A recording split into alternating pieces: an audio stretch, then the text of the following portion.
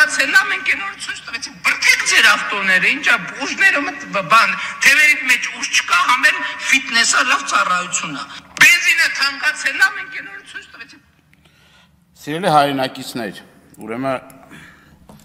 հայտնի անձնավորության կողմից տարիներ առաջ այս ամբիոնից այն հայտարարությունը, որ բենզինը թանկացել է, բրդեք,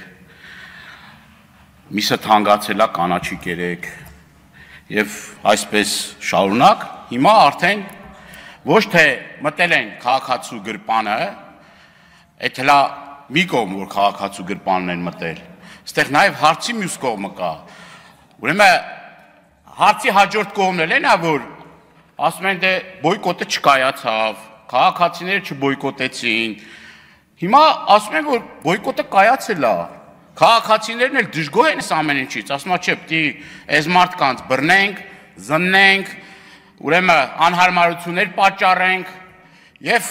սենց շարունակ։ Ես մի քանի բան եմ ուզում նշեմ, քանի ժամանակս քիչ է, բայց օրինակ կարմիր գծերը 12,000 դրամից դարձան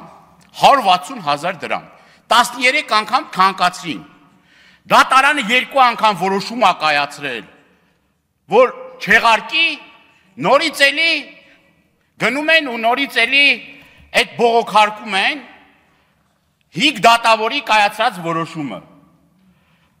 Ինչ է քաղաքում կարմիր գծերի թանկացման, այդ որ ասում են կարմիր գծերը թանկացնենք, հեսա խցանումները վերանալու է։ Խցանումները ոչ վերացան, ոչ էլ այդ թանկացումների արդյունքում որևէ մի փոփոխություն տեղի ունեցավ։